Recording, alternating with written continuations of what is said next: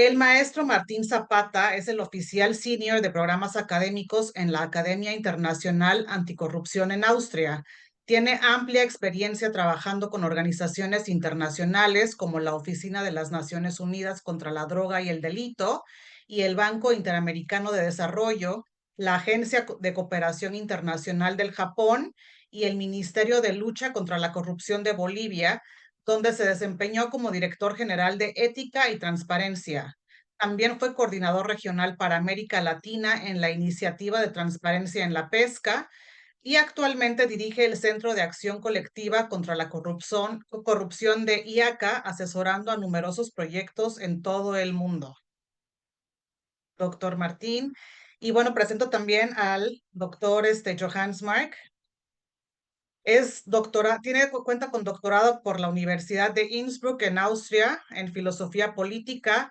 Es profesor investigador de ciencia política en Universidad de Ciencias Aplicadas Campus Viena y coordinador del programa financiado por la Unión Europea sobre mecanismos de conflicto en África en colaboración con la Universidad de Las Palmas de Gran Canaria y universidades de Ghana y Ruanda.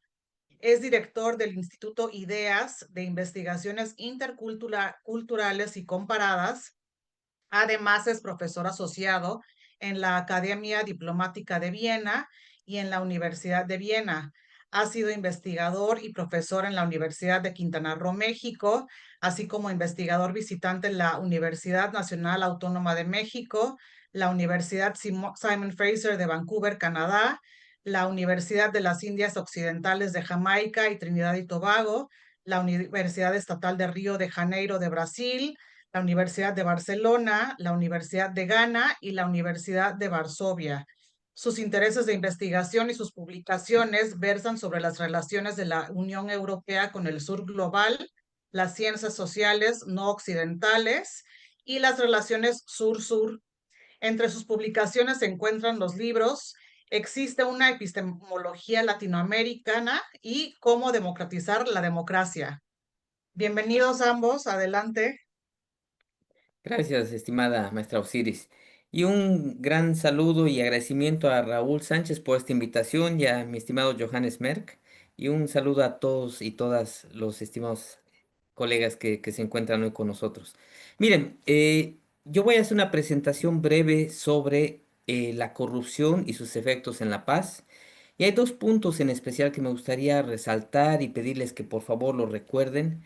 El primero es que no hay una paz duradera si no se aborda la corrupción. La corrupción es un factor transversal que puede socavar todo proceso de paz y también puede ser un factor que influya en la violencia, que genere violencia y socave la paz también de otra forma, ¿no? Y el otro es un abordaje desde el sur global y eso me gusta mucho. Johannes lo aborda mucho, lo vamos a conversar después. No puede haber un abordaje de la corrupción desde una perspectiva, digámoslo así, viendo siempre a Occidente, lo que se hace en Occidente. Esas cosas no funcionan y yo se los digo por experiencia. Yo he trabajado en muchos proyectos anticorrupción en mi natal Bolivia. Si ustedes saben, es un país, tal vez el país con mayor índice de, pues, población indígena. Hay una gran riqueza cultural y eso también te influye en las políticas que tienes que desarrollar, tienen que obedecer a la realidad local. Y si bien hay retos, que los hay en todos los países, también hay gran potencial para luchar contra la corrupción. Entonces, si me permiten, he preparado una presentación breve que me gustaría compartir con ustedes. eh, y bueno, pues he titulado esta presentación La lucha contra la corrupción, una inversión para la paz duradera. Primero, muy puntualmente, me gustaría decir si es posible definir la corrupción. Tal vez ustedes me digan que sí. Yo creo que es un poco difícil con una definición sistematizada muy concreta, porque la corrupción puede variar. Por ejemplo, la Convención de las Naciones Unidas contra la Corrupción, que es el instrumento marco en todo el mundo, no incluye una definición y no se han podido poner de acuerdo todos los colegas que han estado a cargo de la redacción de la convención. Algunos aspectos que dificultan su definición, por ejemplo, son aspectos culturales. Sabemos que, por ejemplo, en Latinoamérica tenemos relaciones familiares muy estrechas que en muchos casos pueden ya llegar a nepotismo. También sabemos que, por ejemplo, en Estados Unidos el tema del networking, que en muchos casos puede ser considerado como corrupción en Latinoamérica, es muy común, o el tema del lobby, ¿no? Entonces, por eso los aspectos culturales es un tema a tomar en cuenta. Otro es la delimitación de quienes están involucrados, porque generalmente se habla del sector público, que es el único involucrado, y no es así. El sector privado también juega un rol muy importante ahí. Y otro puede haber diferencias en los marcos normativos, pero esto es solo para mostrarles y darles a entender de que la corrupción no puede ser abordada desde una visión monocasual, con abordaje simplista, tiene que ser un abordaje más holístico. Y por eso me gusta hablar de criterios para definir qué es corrupción. Y por ejemplo, hablamos de corrupción cuando hay un cargo, eh, ese cargo tiene alguna autoridad y esa autoridad ¿para qué? Para hacer o dejar de hacer algo, ¿no? Entonces aquí no estamos hablando de quién es el único encargado de la corrupción, aquí puede haber alguien que pide que se deje de hacer algo, por eso se habla de la corrupción pasiva, activa, también la percepción general de que es corrupción y que se hace en grado de clandestinidad. Uno no te da una factura, ¿no? Por un soborno. Generalmente eso no se hace. Generalmente se hace en la clandestinidad. Bueno, pero estos son solo temas generales, definicionales, pero hay un tema que me gustaría verlo con ustedes y eso es para ver las diferentes ópticas que se tiene la corrupción. La óptica que tenemos nosotros en el sur global, si bien yo trabajo en un organismo internacional en Austria, yo no dejo de ser latinoamericano, no dejo de ser parte del sur global y me gustaría abordar esto desde una visión, veámoslo, pensémoslo desde Latinoamérica. El índice de percepción de corrupción de Transparencia Internacional, que yo creo que muchos aquí han escuchado de este índice. Siempre hay una gran expectativa cuando se va a lanzar el índice cada año para ver qué tan corrupto es mi país. Y es un índice que, como lo dice bien, se basa en percepciones. Es un poco riesgoso solo basarse en percepciones. Pero quiero que vean en esta lista los primeros 15-20 países. Y les voy a nombrar algunos. Los 15-20 países son supuestamente los países con menor índice de corrupción. Y por decirles algunos, Singapur está en el número 3, Luxemburgo está en el número 5, Noruega, Suiza, Suecia, Australia, Islandia, etcétera. Japón está ahí. Y lastimosamente en los más rojos están nuestros países latinoamericanos. Pero quisiera que vean, por favor, especialmente la primera columna de los países que tienen menos índice de corrupción. Ahora les quiero pedir que vean, por favor, esta lista, que este es otro ranking. Y miren los primeros 15 países. Está Estados Unidos, Suiza, Singapur, Hong Kong, Luxemburgo, Alemania, Holanda, Surcorea, Japón.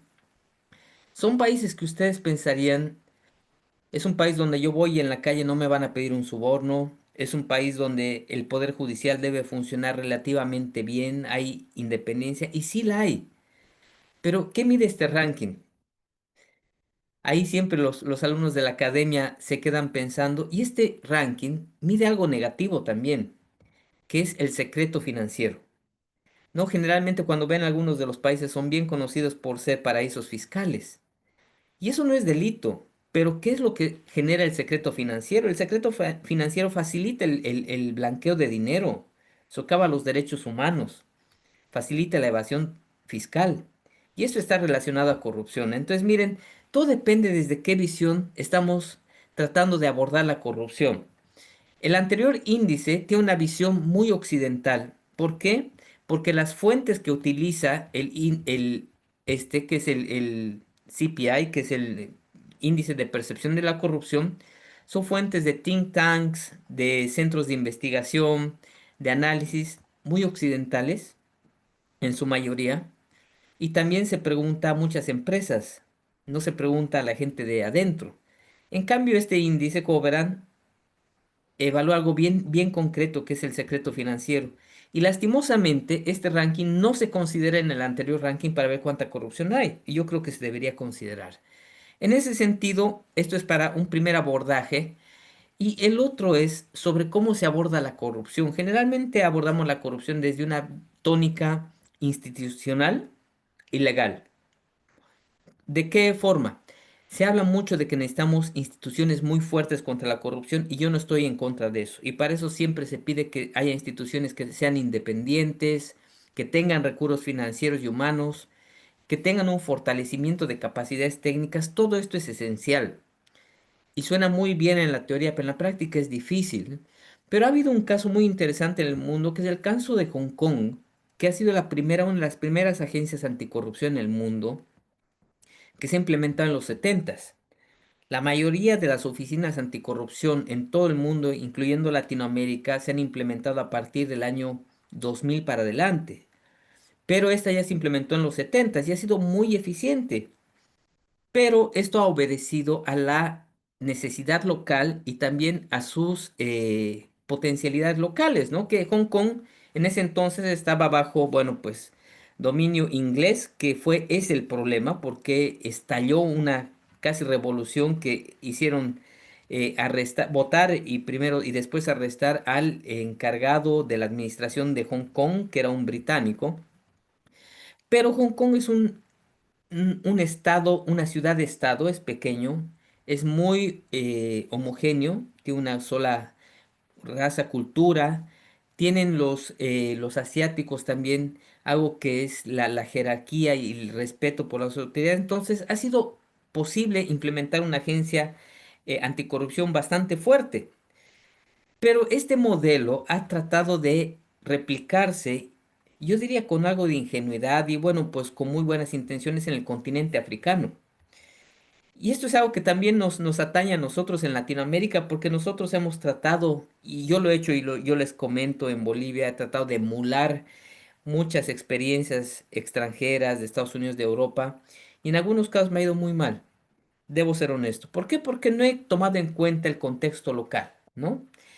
Entonces ahí se ha dado el ciclo de implementación de agencias anticorrupción en África, donde había muy altas expectativas, venían los presidentes, firmaban, hacían la comisión anticorrupción, apoyo internacional, financiamiento, y luego no se cumplían las expectativas, porque claro, no había pues los sistemas institucionales legales y hasta de conocimientos, que eso se tiene que construir, es una construcción.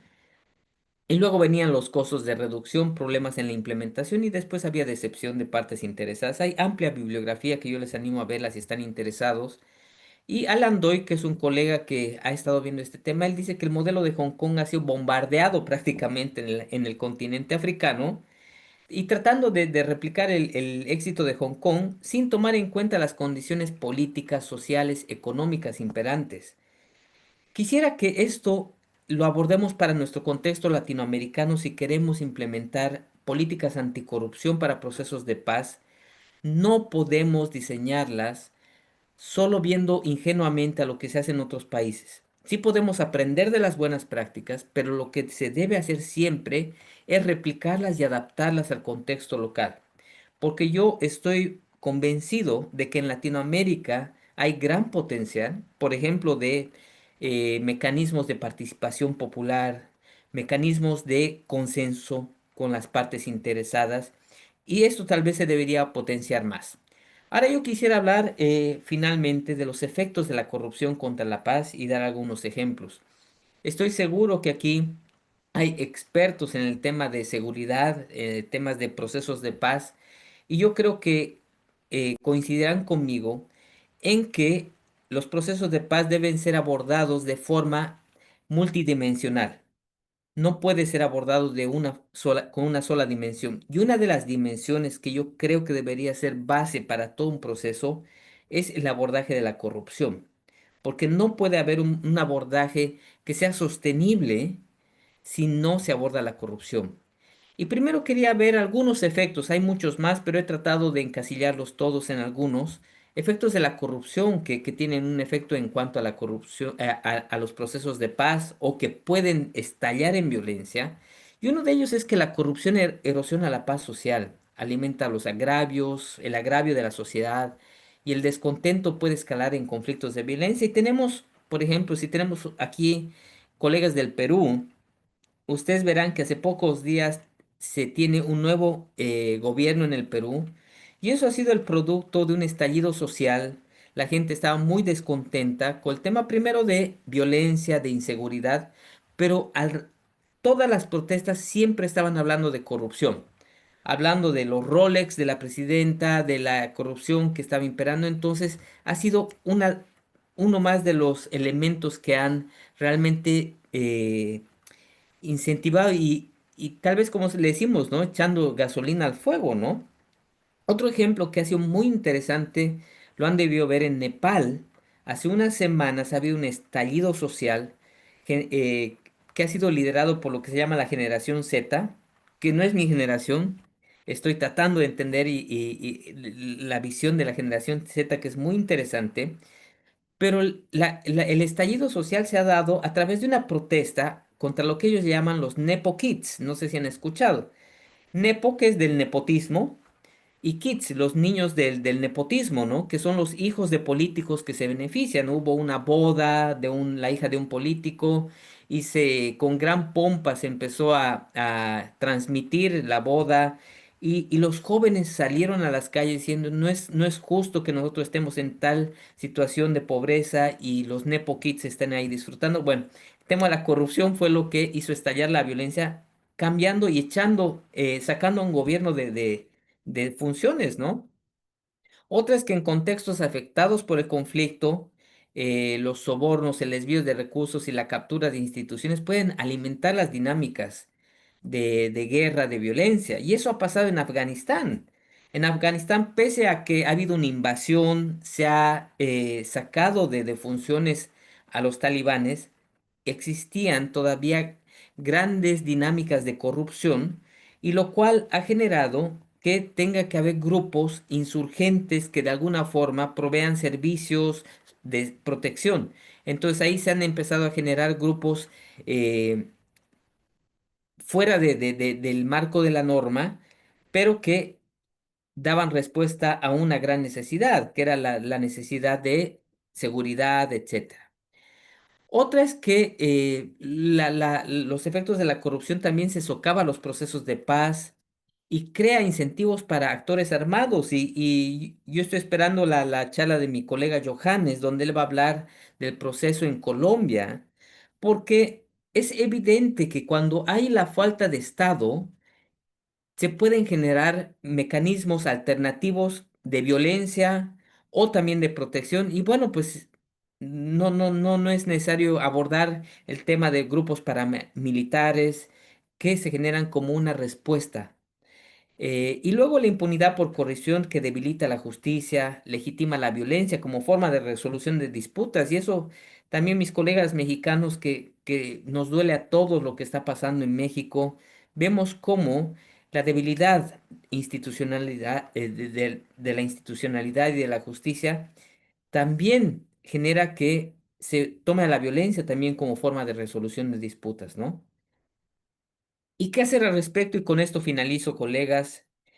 Bueno, pues a mí no me gusta hablar de fórmulas, honestamente, porque yo creo que uno tiene que crear sus propias fórmulas de acuerdo también a las potencialidades que hay y a los retos también que hay, porque seamos honestos, en mi país, mi querida Bolivia, una de las instituciones con menor credibilidad y de las peores es el Poder Judicial, las fiscalías.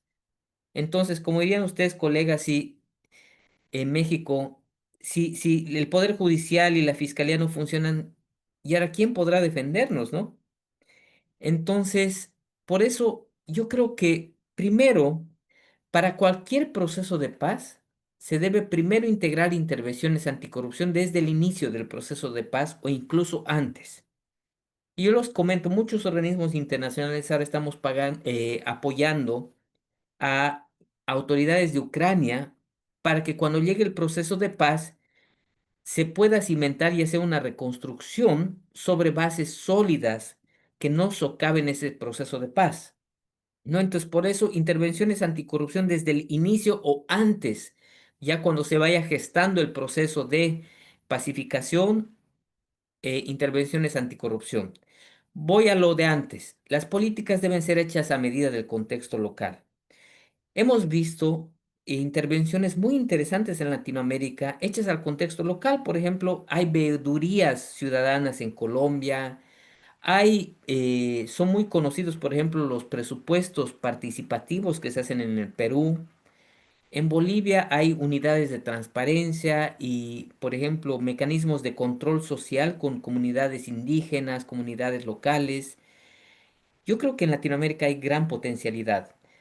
Sí podemos ver a lecciones aprendidas de Occidente, que es bueno porque también vivimos en un mundo globalizado, donde el comercio internacional también requiere tener medidas también hechas para el contexto global, pero apoyándose mucho de lo que es el contexto local.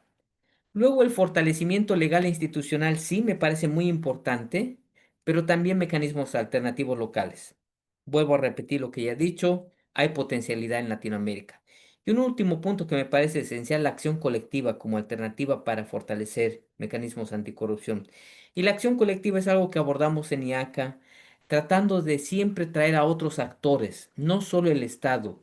Una medida anticorrupción sólida va a considerar también al sector privado, que es un sector importantísimo. Va a considerar también a la sociedad civil, que tiene que tener una voz en la mesa, como se hace en los procesos de paz también. Estimados colegas, con eso acabo esto. Voy a dar ahora la palabra a mi querido Johannes para que él pueda abordar el tema de Colombia y después vamos a conversar un poco y tratar de alinear nuestros trabajos.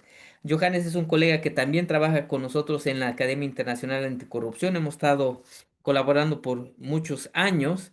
Y ahora pues, Johannes, te doy la palabra. Gracias, colegas. Saludos cordiales. Muchas gracias, Martín, por tu intervención y voy a dar un poco seguimiento a lo que tú has dicho.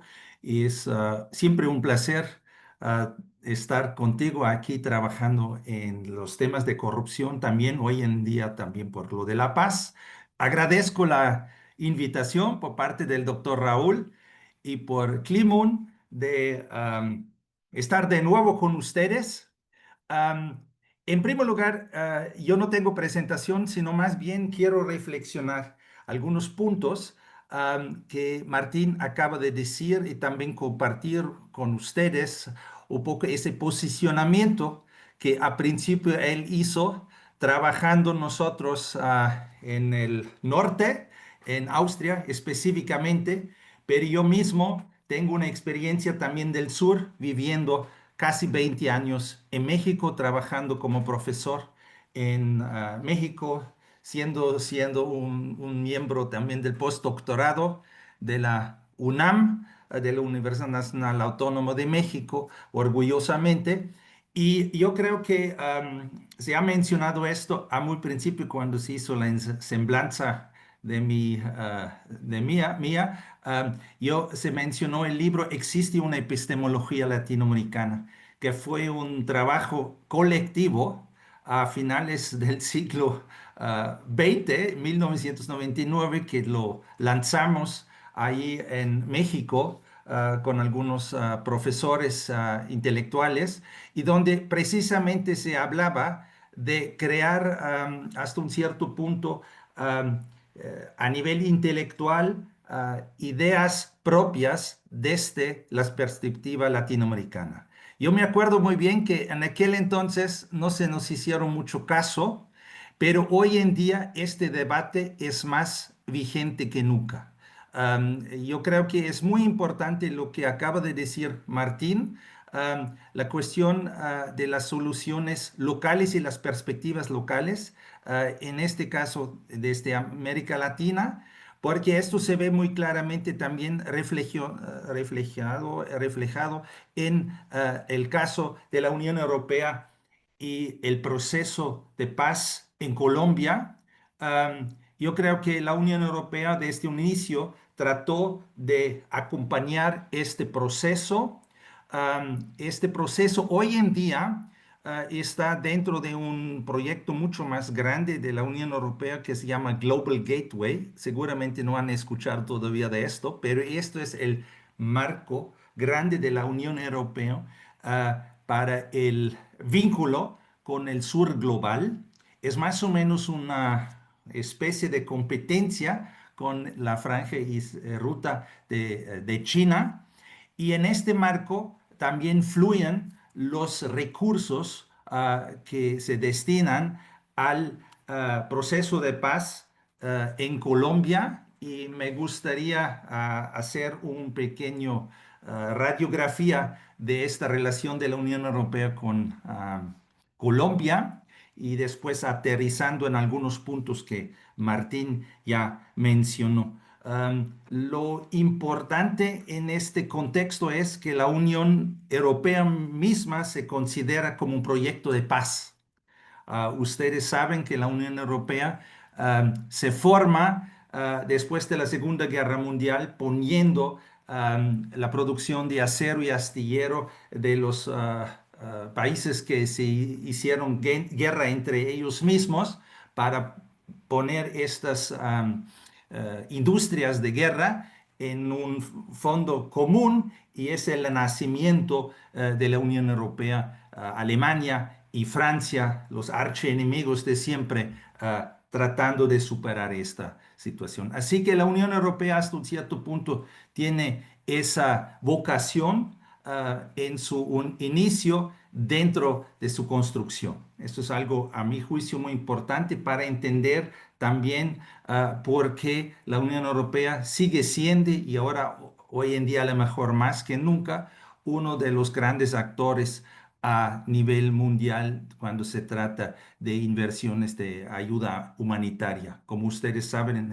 Estados Unidos está virando a otro rumbo en este sentido. Sí, esto es el lado positivo. El lado negativo, a mi juicio, también es que la Unión Europea, hasta un cierto punto, con sus inversiones estratégicas de dinero, ha a veces impulsado programas y también modelos europeos a regiones fuera de Europa y eso no ha sido siempre benéfico. Y eso es exactamente el punto de Martín. Yo creo que esta es una de las razones porque también la construcción de paz en Colombia hasta un cierto punto seguramente no se va a resolver con la asistencia de los europeos, sino más bien eso tiene que ser, y eso también ahí concuerdo con Martín, tiene que ser un proceso endógeno dentro del propio país y dentro de la dentro de propia Colombia. Para mí aquí es importante resaltar que la Unión Europea muchas veces vincula intereses de tipo paz con intereses comerciales. Me gustó muchísimo cuando Martín hizo también este vínculo entre lo que es prácticamente la promoción de políticas de anticorrupción, donde en este Perception Index de la percepción de la corrupción, vemos que los países centrales europeos en su mayoría tienen un puntaje muy favorable y los países del sur global en general, ahí figuran lamentablemente muy abajo, pero él lo compara con la transparencia o no transparencia, mejor dicho, financiera de los mismos países del norte. En otras palabras, el mismo norte fomenta prácticas corruptivas en el sur global, ¿sí? Y esto hasta un cierto punto está pasando también, a mi juicio, con las ayudas de la Unión Europea hacia el continente americano, sobre todo, obviamente, Colombia. ¿Por qué digo esto?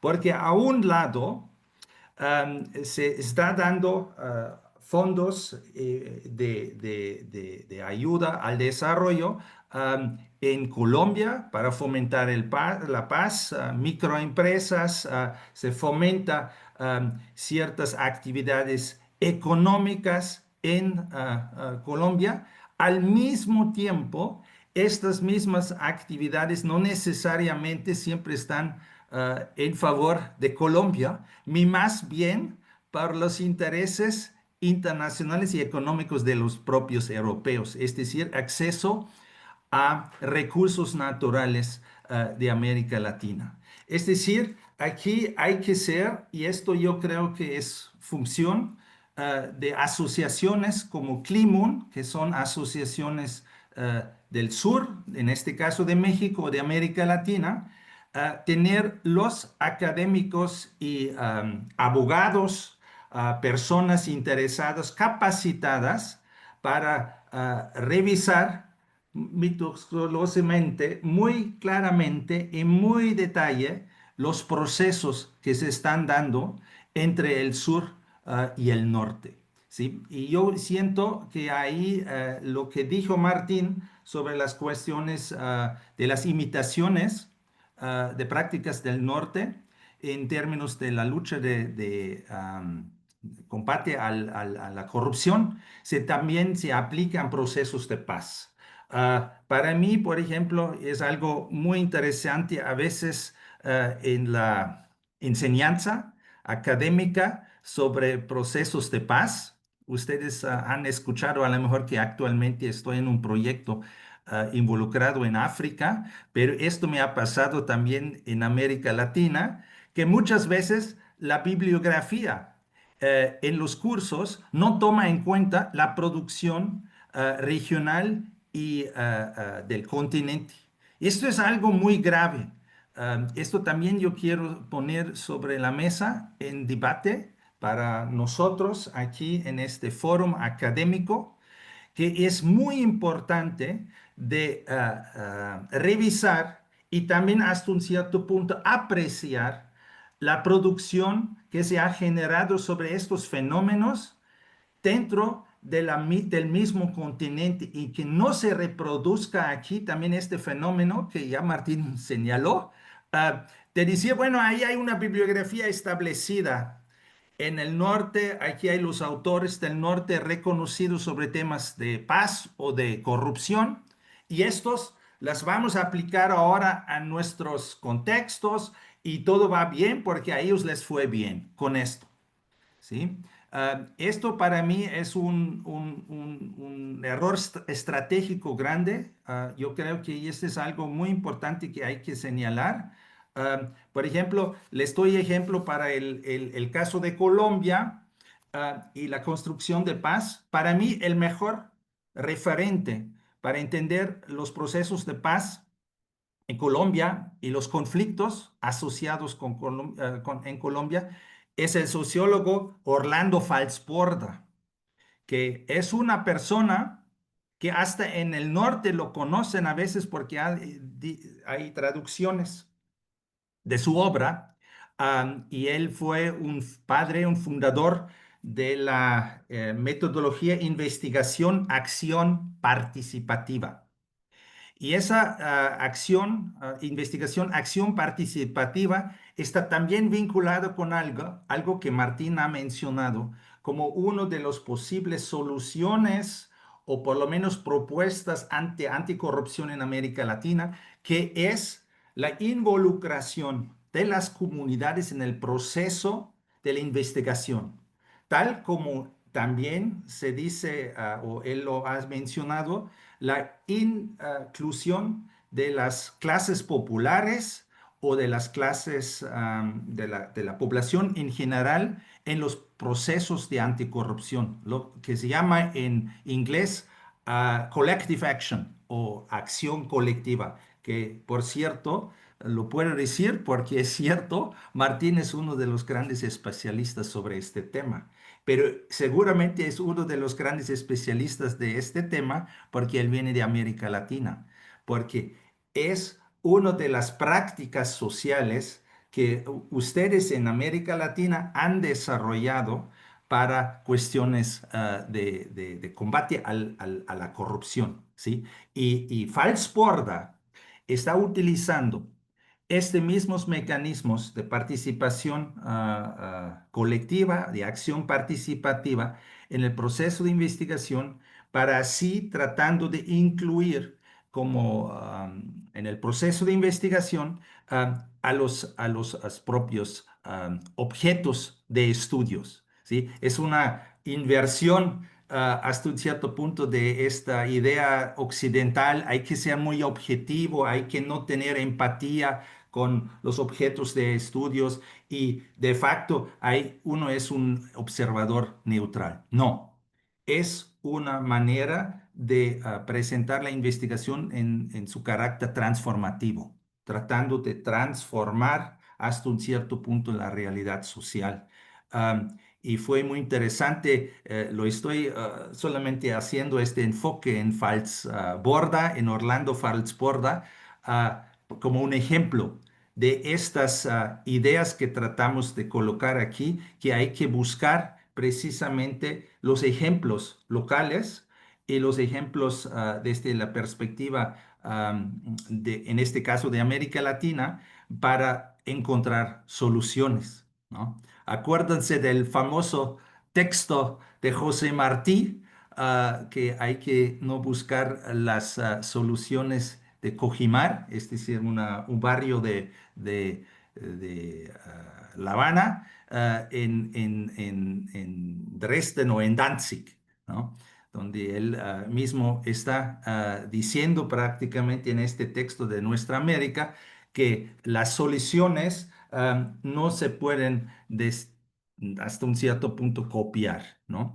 En este sentido, para mí es un poco recalcar lo que acaba de decir Martín. Y yo quiero dejar la intervención mía hasta aquí y me gustaría entablar un diálogo con Martín, porque la verdad, y a lo mejor uno o dos sí, personas pueden participar si es posible, porque tenemos todavía un poco tiempo, porque me gustaría discutir estos temas que son de suma importancia para la construcción de una mejor sociedad, tanto en el norte como en el sur, en este caso particularmente de América Latina. Muchas gracias.